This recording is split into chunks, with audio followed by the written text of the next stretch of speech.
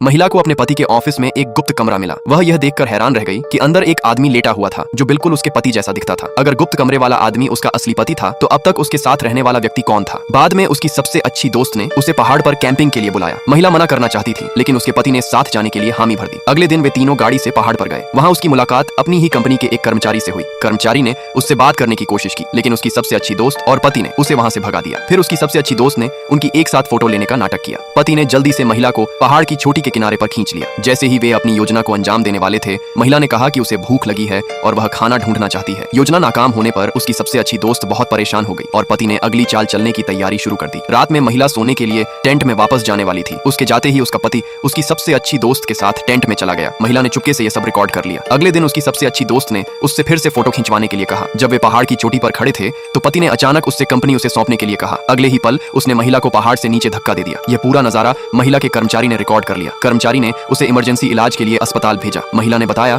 कि उसे अपने पति के ऑफिस में एक गुप्त कमरा मिला था और उसने एक ऐसा आदमी देखा था जो बिल्कुल उसके पति जैसा दिखता था। वह अब यह नहीं बता पा रही थी कि उसका असली पति कौन है। अपने कर्मचारियों की मदद से उसने सच का पता लगाने का फैसला किया। इसी समय पति गुस्से में अपनी पत्नी की संपत्ति पर अपना हक जताने लगा। वकील ने कहा कि इस बात का कोई सबूत नहीं है कि उसकी पत्नी की मौत हो गई है। जब पति वकील से बहस कर रहा था तभी महिला अचानक ऑफिस में आ गई। उसे देखकर उसका पति और सबसे अच्छी दोस्त डर गए। उसने याददाश्त कमजोर होने का नाटक किया और कहा कि कैंपिंग ट्रिप के बाद वह रास्ता भटक गई थी। वह एक किसान के घर में जागी और मुस्कुराते हुए पूछा कि उसे ये चोटें कैसे लगी। आखिरकार उसकी नजर कैबिनेट पर रखी ट्रॉफी पर पड़ी। पति तेजी से आगे बढ़ा और उससे घर जाकर आराम करने को कहा लेकिन महिला ने कंपनी की कमान संभालने के लिए अपनी आधिकारिक वापसी की घोषणा कर दी। पति ने उसे रोकने की हर मुमकिन कोशिश की, फिर भी महिला ने अपने पुराने पर्सनल असिस्टेंट को फिर से काम पर रख लिया था। अगर आप जानना चाहते हैं कि आगे क्या होगा तो इस वीडियो को लाइक करें, कमेंट में पार्ट 2 लिखें और सब्सक्राइब करना न भूलें।